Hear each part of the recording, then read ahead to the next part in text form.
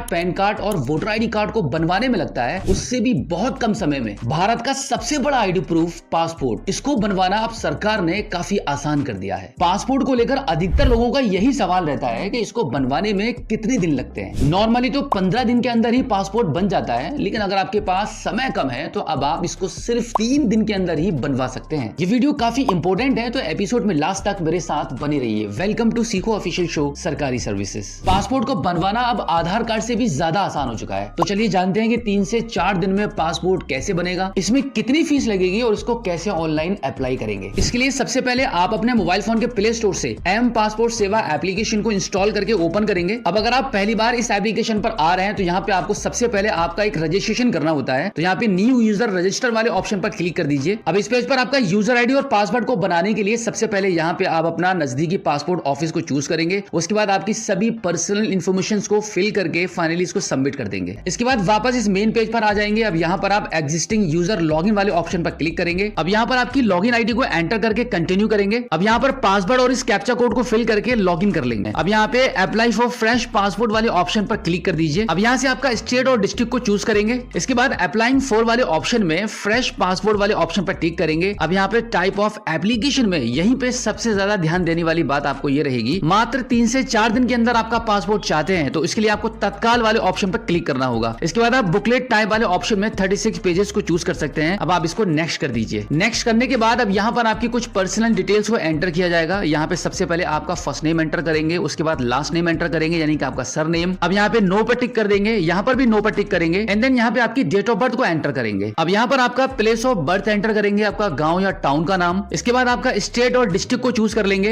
And then आपका gender choose करेंगे। अब इसके बाद आपका मैरिटल स्टेटस आपको चूज करना रहता है। सिटीजनशिप ऑफ इंडिया में बाय बर्थ आपका रहेगा। अब अगर आपके पास पैन कार्ड और आपका वोटर आईडी कार्ड का नंबर है तो आप वो भी यहाँ पे एंटर कर सकते हैं। इसके बाद आप एम्प्लॉयमेंट टाइप वाले ऑप्शन पर क्लिक करेंगे। यहाँ पे आप सेल्फ एम्प्लॉयड वाले ऑप्शन को चूज कर लीजिए। अब यहाँ पर आपके पेरेंट्स या आपके फैमिली में कोई गवर्नमेंट सर्वेंट है तो आप यहाँ पे यस कर सकते हैं, अदरवाइज नो कर दीजिए। अब यहाँ पे एजुकेशनल क्वालिफिकेशन वाले ऑप्शन पर क्लिक करके आपकी क्वालिफिकेशन को चूज करेंगे। अब आगे आपको ईसीआर कैटेगरी में यस और नो में आंसर देना होता है। ये कैटेगरी एक्चुअली शिक्षा के आधार पर होती है। अगर आपने हाई स्कूल पास किया हुआ है तो आप यहाँ पे नो वाले ऑप्शन पर टिक कर सकते हैं। अब इसके बाद इस कॉलम में आपको ये मेंशन करना होता है कि अगर आपकी बॉडी में कोई मार्क है तो आप उसको यहाँ पे मेंशन कर दीजिए। अब आगे यहाँ पे आपका आधार कार्ड का नंबर एंटर करेंगे। उसके बाद यहाँ पे टर्म्स एंड कंडीशन को एक्सेप्ट करेंगे यस वाले ऑप्शन पर क्लिक करके एंड देन सेव डिटेल्स वाले ऑप्शन पर क्लिक कर देंगे। यहाँ पर फादर नेम और मदर नेम्स को एंटर करके सेव डिटेल्स पर क्लिक करके नेक्स्ट कर देंगे। अब इस पेज पर आपके आधार कार्ड के अकॉर्डिंग आपके एड्रेस की कंप्लीट डिटेल्स यहाँ पे एरिया पिन कोड नंबर और आपके कॉन्टैक्ट नंबर के साथ एंटर करेंगे। इसके बाद आप देखेंगे इस परमानेंट एड्रेस अवेलेबल, इस पर आप यस कर दीजिए। अब अगर आपका परमानेंट एड्रेस आपने जो ऊपर एड्रेस एंटर किया है वो सेम है तो यहाँ पे आप यस कर दीजिए। उसके बाद आप नेक्स्ट कर देंगे। यहाँ पर आपको आपकी फैमिली में किसी की भी इमरजेंसी कॉन्टैक्ट डिटेल्स एंटर करनी होती है, जैसे कि आपका ब्रदर, फादर, किसी का भी नाम यहाँ पे एंटर करके उनका कॉन्टैक्ट नंबर लिखते हैं। उसके बाद सेव डिटेल्स पर क्लिक करके नेक्स्ट कर देंगे। अब यहाँ पर 3 ऑप्शन आपको देखने के लिए मिलते हैं जिनका आंसर आपको यस और नो में देना होता है। तो पहले वाले पर भी नो कर दीजिए, दूसरे पे भी नो करेंगे और तीसरे वाले ऑप्शन पर भी आप नो करके सेव डिटेल्स पर क्लिक करेंगे और नेक्स्ट कर देंगे। अब यहाँ पर भी कुछ सवाल आपसे पूछे जाते हैं जिनका आंसर आपको यस और नो में देना होता है। बिल्कुल इसी तरीके से सभी नो वाले ऑप्शंस पर टिक करके आप सेव डिटेल्स पर क्लिक करेंगे और फाइनली नेक्स्ट कर देंगे। नेक्स्ट करने के बाद कुछ इस प्रकार से आपका पासपोर्ट प्रीव्यू आपको दिखाया जाएगा। जो डिटेल्स आपने अभी एंटर की थी वो सभी डिटेल्स यहाँ पे कुछ इस प्रकार से आपके पासपोर्ट पर प्रिंट होके आने वाली है। तो एक बार इन सभी डिटेल्स को सही से चेक करने के बाद नेक्स्ट कर दीजिए। अब यहाँ पर आपके प्रूफ ऑफ बर्थ और आपके एड्रेस के लिए आईडी प्रूफ को चूज करना होता है। तो यहाँ पे प्रूफ ऑफ बर्थ वाले ऑप्शन पर क्लिक करेंगे तो